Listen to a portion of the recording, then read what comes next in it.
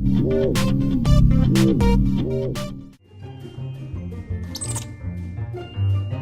you tired of high-pressure tactics? No, I'm not going to sign that. It's too much. At Community Auto Group, you'll find we have a straightforward approach. If other dealers have made you uncomfortable, give Community a try. You'll enjoy your experience here and find a straightforward deal that's right for you, not high-pressure tactics. Community Auto Group, straightforward deals from the straightforward dealer.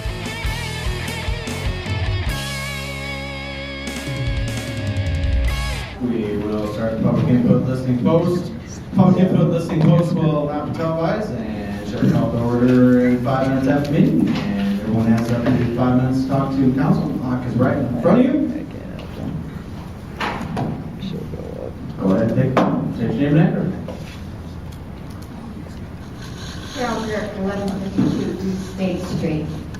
Let's continue our little dialogue from before. I have the Police Operations Department manual, which is public information, which we've gone through over several police chiefs by Attorney General's opinion. In fact, Captain McKelvey made it for me, not because I requested to have a copy, but because I just wanted to look at it. Initially, he was going to set me up to view it on the computer, but then they decided they didn't want me around to see things like police officers removing evidence, that is liquor that they've consumed and that is going home from their house from a juvenile case.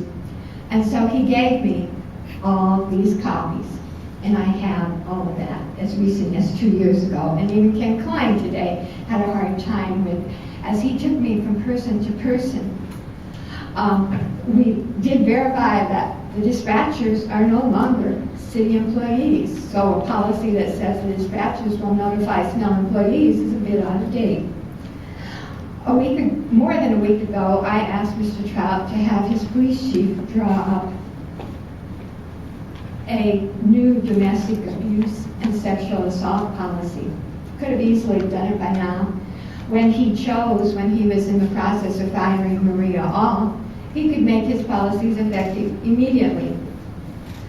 But we've seen the retaliation and the things. There is no administrative policy in the police department that says they can charge for requests. Yes, if you have an excessive request, as the Des Moines Register has been outlining, and even the Des Moines Register gets excessive requests without, and you get the ombudsman and you get the investigative reporters. This was not an excessive request. This was just pure retaliation, and I was not informed that there would be a charge. All I wanted to do was look at the police department log, which has always before been kept in a paper copy. Now, this was just pure malice, the same malice that we saw involved in the Ann Butcher case, which was not covered by the local media because the gag order was on, although we covered the one in Raymond County with Jesse Martin. Indeed, we saw just how petty the city is. The law clerk to the judges asked me, what happened with Kevin Jacobson's testimony? And indeed, that is the subject for a motion for new trial by Roxanne Conlon, one that she'll probably get, maybe not from local Judge Greg Rosenblatt, who should have never been assigned to the case in the first place, and who gets to have plantings in his parking, although the rest of us can't have that. And incidentally, in the jury pool, it was not only Tom Barlis Jr., that jury pool was really interesting, but Candilla Schickel and Bill Schickel's youngest daughter, Catherine. And that's why nobody was allowed in while they were picking the jury and striking. Now, as rebuttal, to try and offset some of Tom Meyer's remarks, they called Kevin Jacobson to the stand. And you try and put a suit coat on him and tell us he's acting administrative assistant. In his testimony, when she asked me, I said, well, you needed to be here, but he proceeded to make all kinds of disparaging remarks about Ann Butcher, despite her sterling personnel and her 38 years, and despite the fact that running into Mr. Hammond afterwards, because I did hear his 5 minutes of testimony, he was shocked. When it came turn for Roxanne Conlon's rebuttal, her voice jumped up. She was an equal opportunity with two pieces of paper, all of which refuted everything he said.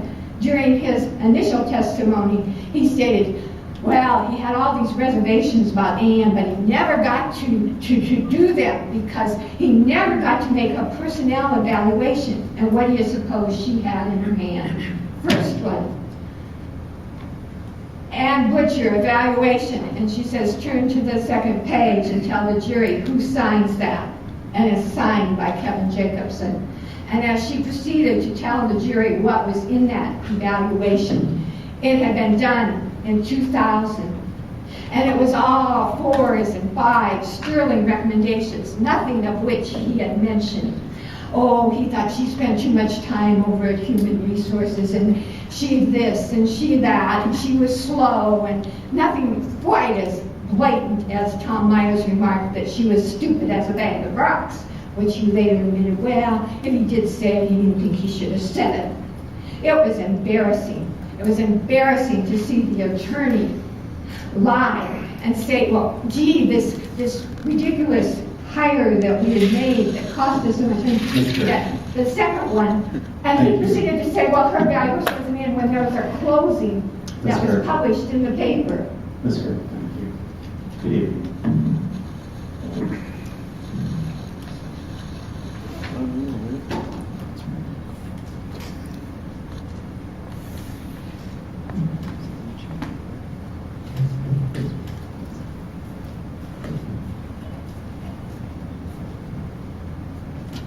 Good evening again.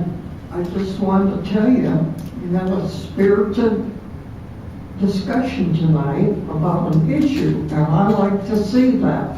I don't like to see you sit up there and just say, yes, yes, yes. Sometimes we can learn by what you folks are talking about. And then I'd also like to say, we don't only just have uptown. There are so many weeds on 122, on 65, and maybe there could be some volunteers that could tend to those weeds. I'm not that spry anymore. I could do something different, but I just don't think those look good, you know? And once you get downtown, there's a whole different feeling about our town. But all along, I noticed all along 122 and especially 65, we need to do something south of town. And I hope industry will eventually come down there. You know, that was one of Ernie's Herbal's dreams, was to have the Avenue of the Saints by Mesa City, and so far nothing's materialized down there to speak of. But maybe some of the companies that want to come here will think about that. And thanks for the discussion. Thank you.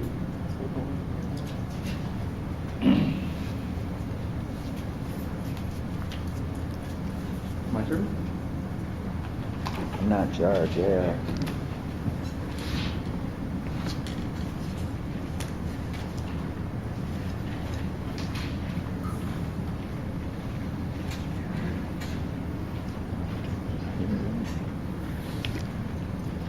Hello, my name is Quinn Simmons, 609 4th Street Northeast. I'm not sure what the protocol is here as far as open discussion. I've just got two comments I'd like to make. First, I did show up a little late, so I didn't hear the full context of what Councilman Hickey said when he referred to the city government as McDonald's. I'd like to maybe hear a little bit more about that, exactly what that means, because to me that sounds kind of insulting. And then I'd like to see more discussion about amendment number 23, approval to create an administrative policy regarding Freedom of Information Act requests. To me, I'm curious as to why you would apply a fee to something that is free provided by the government. To me, that sounds like it could be a form of censorship. Information that's free to people, I don't think you should have to pay for it when you can get it for free. That's all I got to say.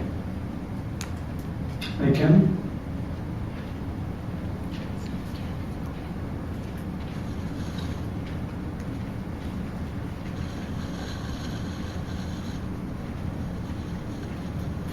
Mr. Butler?